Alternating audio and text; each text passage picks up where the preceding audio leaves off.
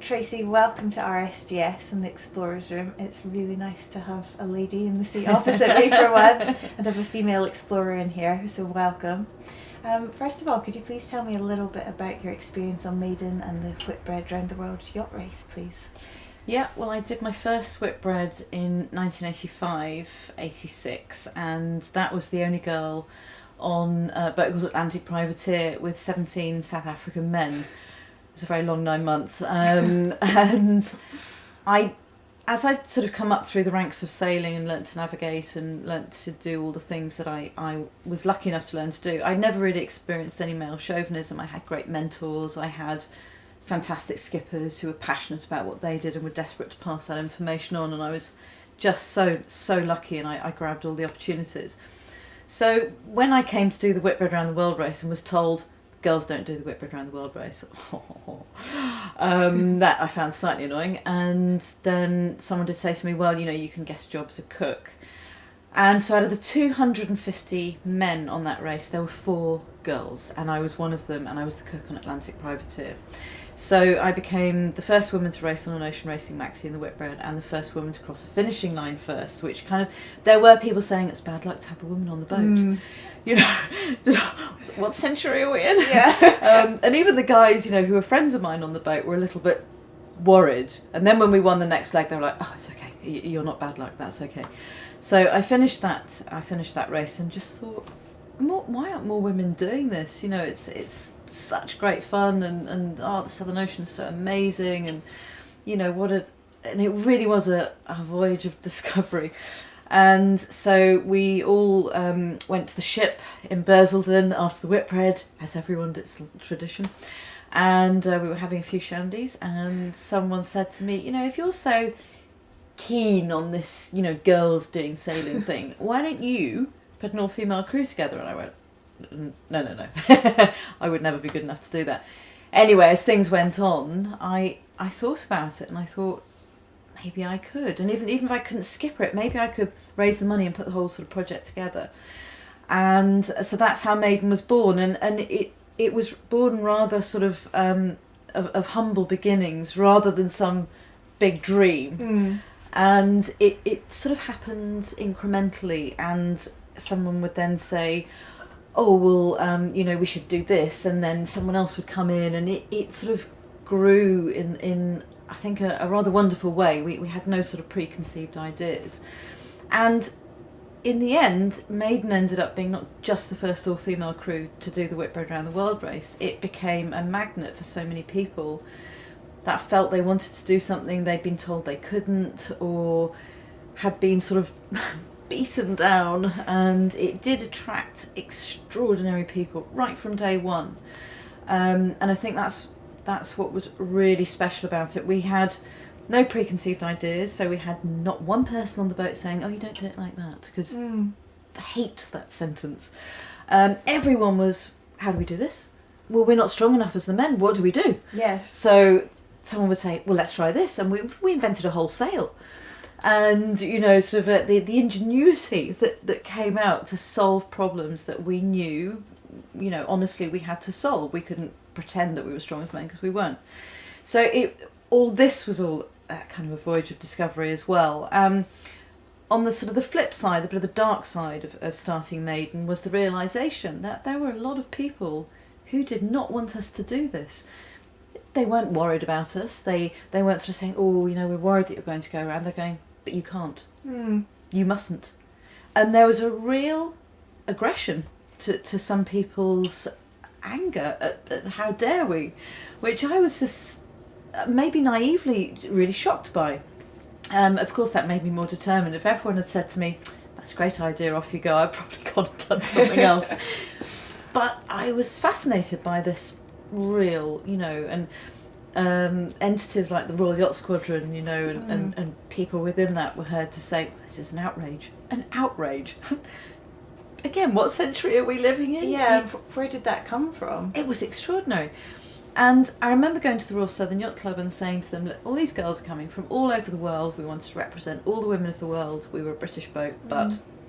And I said, they've got I don't really want them to have to go to the pub to socialise. Wouldn't it be nice if, because we're Hambles Entry, if you invited them, you know, sort of to have temporary membership or something. So I didn't hear anything back, and I didn't hear anything back. And then at Cows Week, I think about a couple of months later, I bumped into one of the members of the board, and I said, "Oh, have you managed to consider, my application?" And he said, "Yes." He said, "Quite frankly," he said, "we have had to think about it."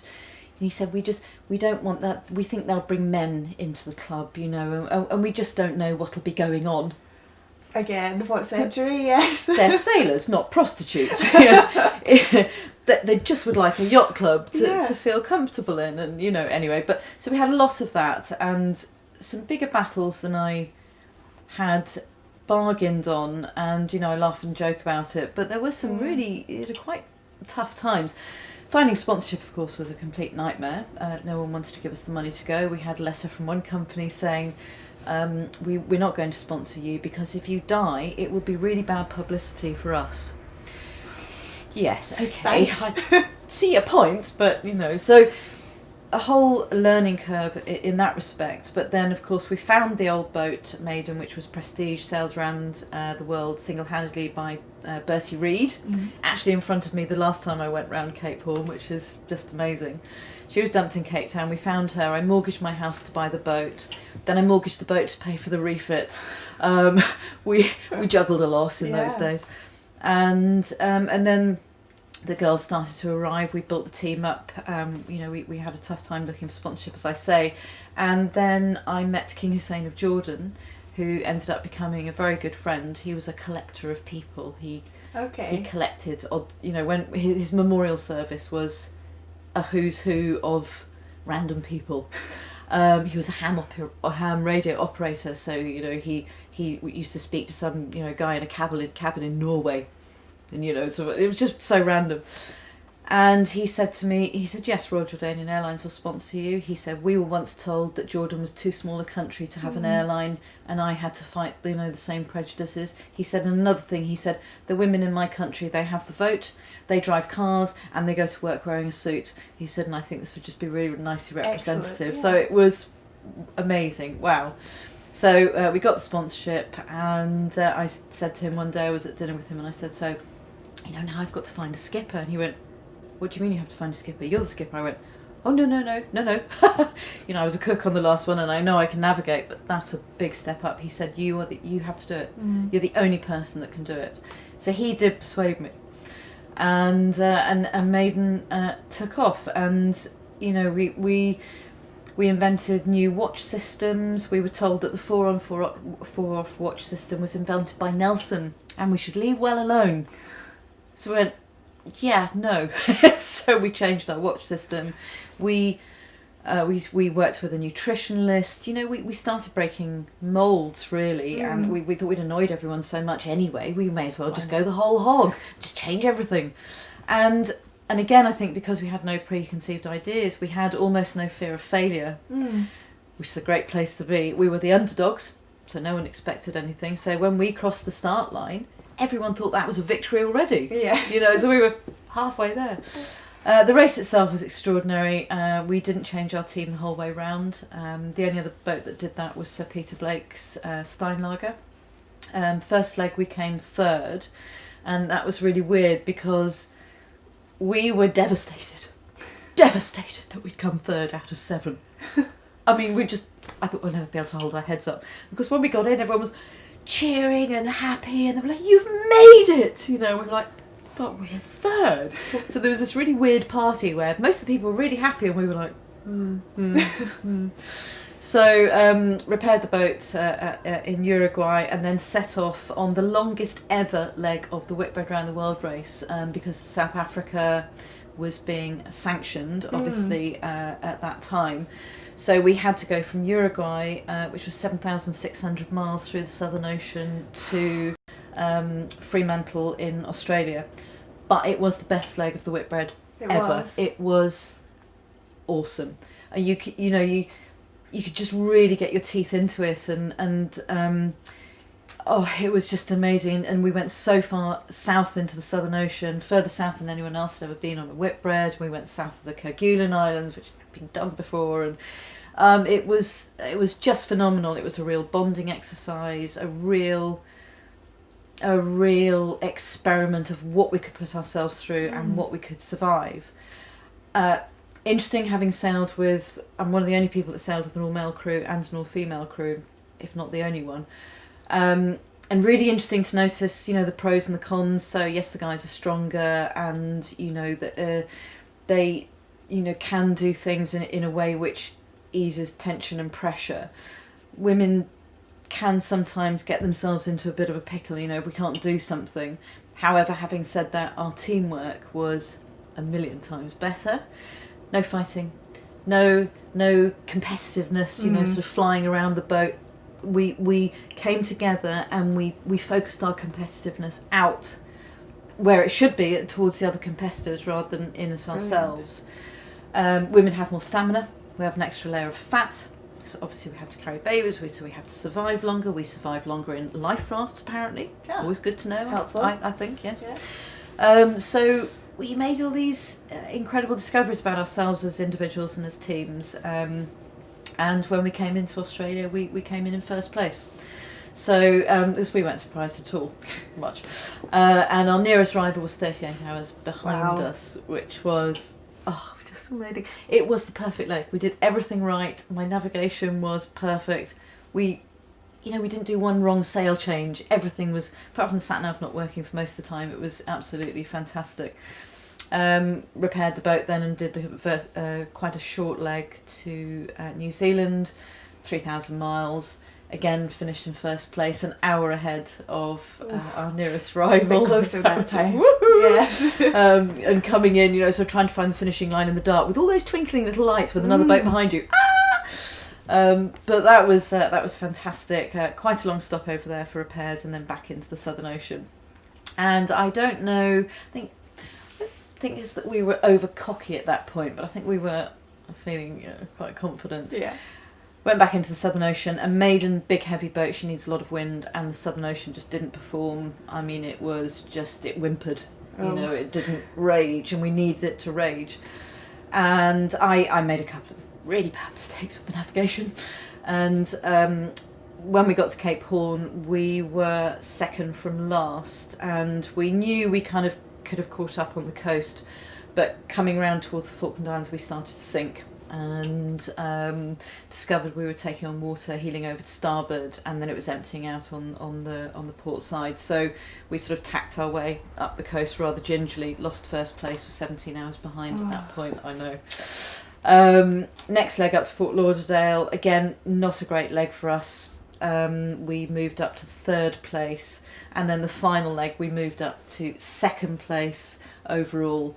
Which is the best result for a British boat since 1977, and I don't think it's been beaten yet. Brilliant. And does it still feel like, because when you're telling it, it still sounds like it was yesterday. Does it still feel in your memory like it could have just been last week? They are incredibly strong memories. I mean, there are bits of my life that are a total blank. Sort of chartering in the Caribbean, and because there's all much of a muchness, great fun, but there were so many poignant moments and so many, and sailing in the Southern Ocean is something you remember very easily because it's so vital. You feel so alive. It's the most alive you will ever feel, which is silly because you're so close to death all the time. So dangerous, yeah. But that enhances everything. Your senses are really alive, and you see and hear things in a whole different way. And fear, of course, adrenaline, kind of adds to that urgency. You can overdose on that though, and you can reach the point there where you go sort of a bit numb if you've been really frightened for sort of 2 or 3 low pressures coming through, or sort of the weather not being great.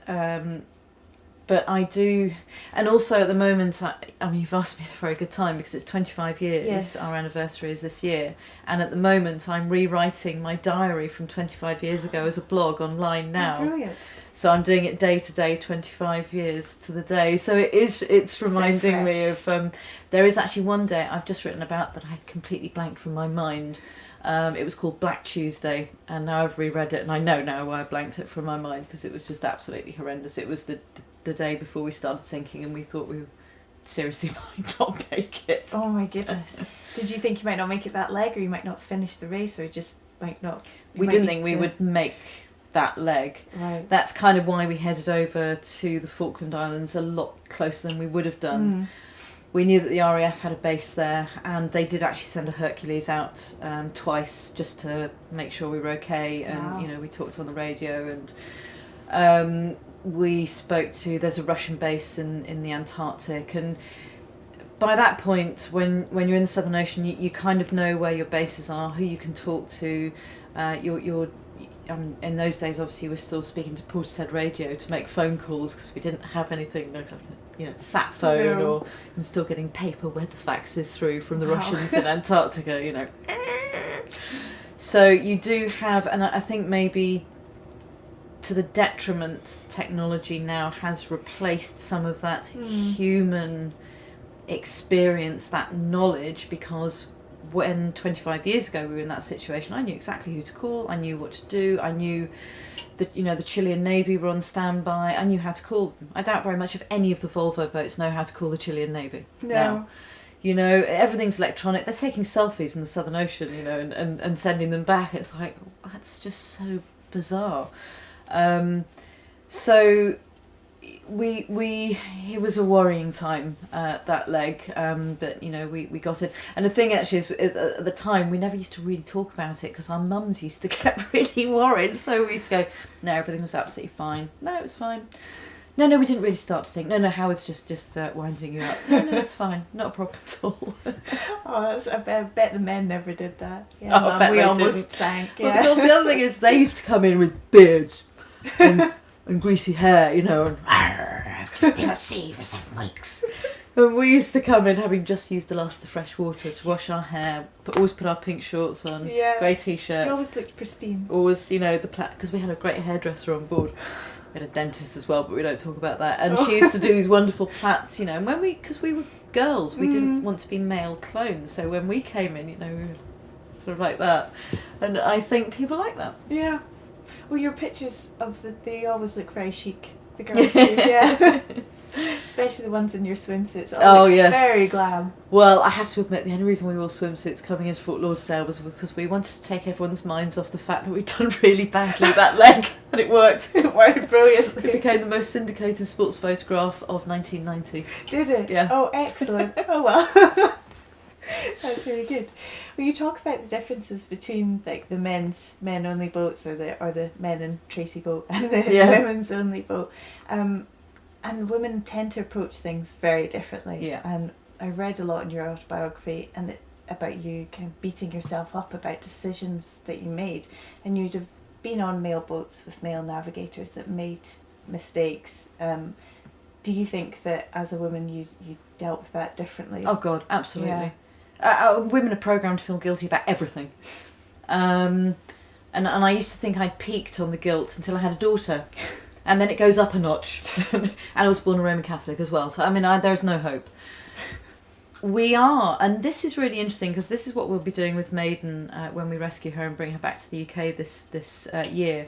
She'll be an ambassador for girls' rights, girls' education, and it is about we are inherently apologetic, I think, for, you know, we take on the mantle of making the mistakes, and I don't think we do that in, I'm such a martyr way. We just do it. And I've never really worked out, is that inherent in us? Is that women? Is that how we're brought up? Because I wasn't brought up like that. I was brought up by a very strong woman who told me I could do anything and anything was possible, and a very strong father who also told me I could do anything. So I don't necessarily think it's the way we're brought up. School, I think, probably has a certain amount to do with that, and the way that girls or boys are treated through their childhood, maybe by external factors. I do think we've got to get to grips with this because, you know, it was International Women's Day the other day, and Twitter's really interesting when these things come up and you read the Girl Effect and Girls Not Brides and all these amazing young, vibrant feminist organisations that are out there fighting for girls' rights in a whole different genre, and in in a almost a more joyful way, if you like. But International Women's Day always has a bit of an edge to it because there's anger. You know, and my daughter's 15, and I know that 25 years ago we broke the mould, and 25 years later I'm going, there's an all-female crew in the Volvo now. That's great, but that was invented by a male business team, and put together and put on the boat. There's no women on any other boats, and this happens again and again and again. So I do look at my daughter and I think, I'm so sorry that we haven't taken, you know, sort of more strides forward. Interestingly, I think her generation is less apologetic about making mistakes, and so maybe there is a sea change. You know, maybe schools are doing a better job. You know, with me as a mother, there is a certain amount of, you know, sort of, I try and instill that confidence in her. But I think, and talking about this edge again, it's no good screaming and shouting about women's rights and how we need to break the glass ceiling and how we need to have women at the top of media and sport governing bodies. We have to change the culture that women exist in, which is always feeling guilty, always saying sorry, never putting your hand up. You know, women don't ask for pay rises apparently because if they ask for pay rise, they feel they have to say sorry afterwards. Whereas a man will walk in and say, I deserve a 20% pay rise and I want it now. Or this is what I've done. And so I'm not saying that against men. I think it's our problem and we have to deal with it. I don't know how we do, but I think we're making inroads. And my daughter's generation, boys and girls, I feel very, very optimistic about. Is that working in schools as well, that you've seen these inroads? Can you think of an example that you think that's great, that's improvement? I think when I used to give talks in schools 20 or 25 years ago, I would really downplay the whole girl thing. Oh, okay. So maybe we just happened to be a bunch of girls. Right. And I really wouldn't, you know, because boys would be getting uncomfortable and, you know, and I would be told by teachers a lot of the time, you know, can you not really go on about the girl thing, you know? Okay. Okay. So, yeah, it's frustrating. Whereas now I feel much more comfortable about talking about equality because I think boys now have a better understanding that equality isn't about girls being better than boys. No. Equality is about us catching up 2,000 years, and equality is good for both genders. And I think there is a beginning of an understanding about that. And this is what I find interesting now about the way geography is taught in schools is, I mean, I think back to geography and I loved it. But it was very much, you know, this is this country. It used to be coloured red, but now it's coloured pink, or now it's, you know, and these borders have changed, and this is, you know, and it was enjoyable, but very one-dimensional. Now I look at my daughter's geography homework, and it's, you know, the cultures and how things have changed. Then it's almost everything all wrapped into this subject, which of course it should be. So I think boys have a better understanding now of, you know, they'll be learning that if girls in a village in Africa have education, that's better for everyone. It's better for the economy of the village, and there's been a lot of studies done on this by UN Women. It's better for the men themselves, their workload will be easier. It's better for the community, it's better for girls and boys growing up. So there is, I think, beginning to be an understanding that, you know, we haven't just been screaming and shouting about this stuff just because we want to rule the world. It is about equality. And I have seen those changes in young men. That's really positive, and it's nice to hear that it's partly to do with geography as well, and the teaching of geography. Absolutely. Yeah, that's brilliant. I think it's everything, isn't it? It's everything, and it's the one subject that incorporates, I think, every other subject. There's a bit of history, a bit of maths, a bit of physics, a bit of science, you know, and all the wonderful stories that go along with this stuff, you know, so, yeah. I think one of the quotes on our walls is, geography is just physics slowed down with some trees thrown in, so... I love that. That's what it is. Yeah, very good quote, but it pulls everything together. Yeah. Well, it seems like a good time to ask you then what geography means to you. Geography for me is, and I did think about this as I was coming here, it's freedom, because it's a way of seeing the world. I think we all see the world in different ways, and there's no right or wrong way to see the world. I was given an image of the world through my geography teacher who was passionate about his subject, and although it was one-dimensional, really fired up my interest for these places. What do they really look like? And that led me into reading. So I was reading about, Richard Burton and John Hanning Speke discovering the Nile, when I was 14 years old. That's sad. Because there was this, so it wasn't just about the places. Well, who found them? And then,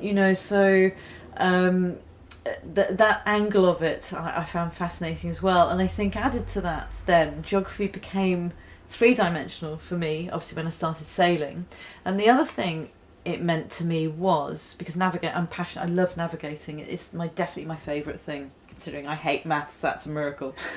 I remember coming back from my first ever trip at sea, and standing a few weeks later I went home to Wales, and I was walking someone's dogs on the beach, and I stood on the beach and I looked out at the ocean, and I have done that thousands of times when I was growing up there. And I always thought of that as the end. The land was the end, because, my geography was land-based. And as I stood there, I thought, it's not the end, this is the beginning. I'm part now of the ocean, and the ocean is the beginning of everything. And this piece of water here links me to every other piece of land that touches water. And so then geography meant a whole different thing to me. And it does mean something new to me again, because now it's the dynamics of people and cultures and globalisation. So geography has meant many things to me, but ultimately means freedom. Thank you very much. It's nice to hear someone recognise so clearly how much geography is and all the different aspects of it. Tracy, thank you very much for your time this evening. Thank you. And for joining us in the Explorers Room. Thank you. Thanks.